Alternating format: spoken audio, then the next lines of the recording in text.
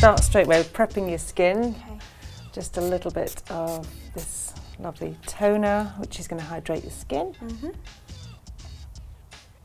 And then I'm going to put on a little illuminating moisturiser, which is a Sisley Radiant Immediate Lift, which is great. I'll just put that on with my fingers. This gives a great even complexion, so the makeup stays where you put it.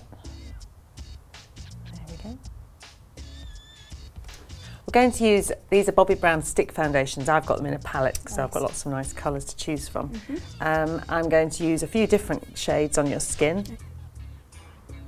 This feels quite thick. Will it cover blemishes as well? Yes, you can layer it up and you can also blend it down, which I will do. I'm going to blend down the foundation I applied with a clean brush, just so we get to see your actual skin as well. We don't want it to be a mask of foundation.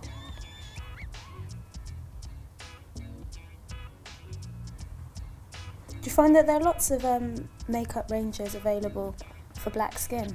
Because obviously you've got, light complexions like Beyonce, bit darker complexions. Yeah, as you can see, even with this palette, the range of colours for black skin is much more so than for white skin, definitely. There are so many different skin tones in the black skin range. There's blue, black, red, black, many different shades.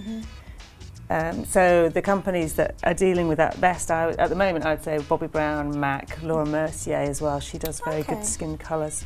It's getting better, and better than it used to be. Oh, so much better. When I started doing makeup, it was impossible to find good shades. You used to have to go to America actually to get the best colours. Definitely. So I like to put a lighter shade on black skins across this triangle here, because this lifts out, especially if you're working with people on TV. This brings out the eyes and gives a lot more definition to the face.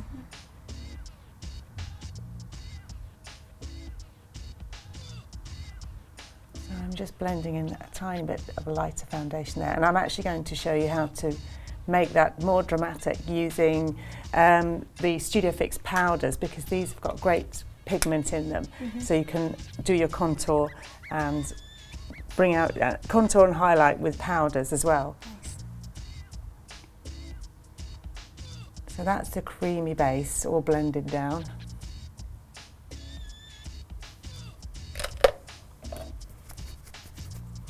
Make sure the edges are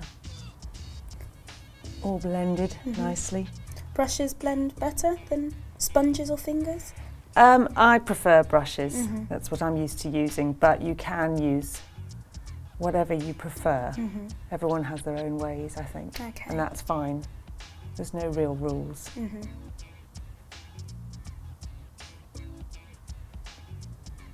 Okay, so on top of that I'm going to use the Studio Fix powders I talked about and get some shape and definition into your faces. So you need 3 shades. You need a dark shade, a paler shade and a medium shade.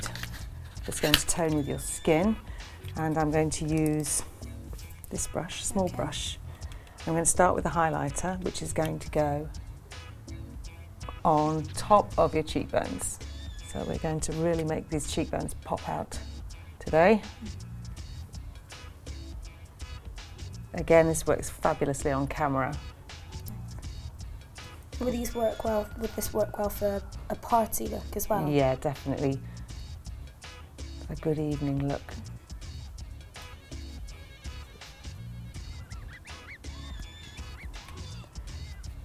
And into that we're going to blend the middle colour on top of your cheekbone. And that middle colour is going to come down in a triangle down the side of your nose to lift that centre panel.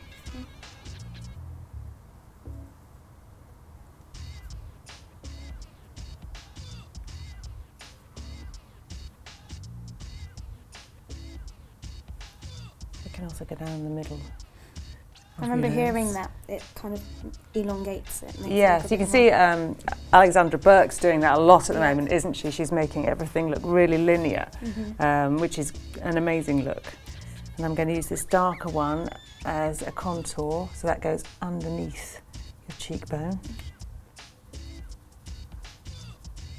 Obviously, my favourite thing at X Factor is people arriving not knowing anything about makeup and how you can change your face. Transforms people. I love that about the show. Before and after. Yes. Now we can put some colour on.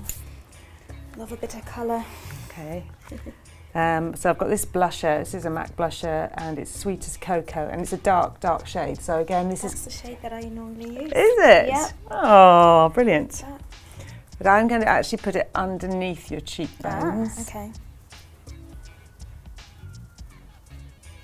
So I'm working with the contour that I've drawn in there. And this is just going to liven up the colour, because it's got a little bit of sparkle in. Yeah. Pretty. So bringing your skin back to life after all the powder.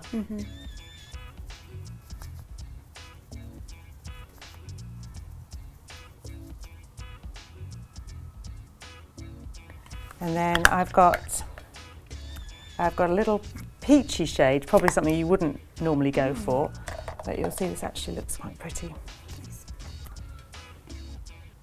And that's just going to go, you just smile for me please, that's going to go right on your apples.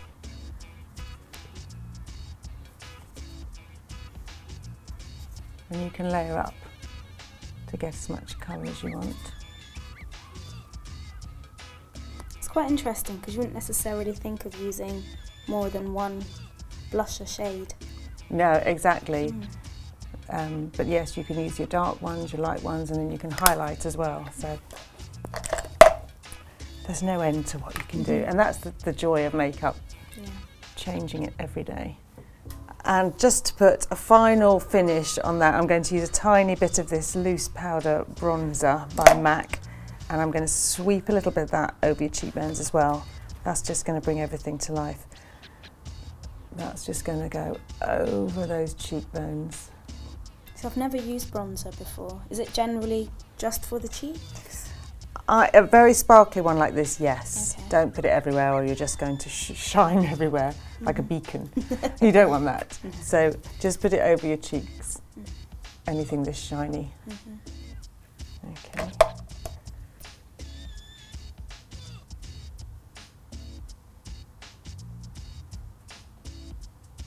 Smile for me. Yeah, and then the light will just pick up that shimmer. So there you go, there is your pop star glowing skin.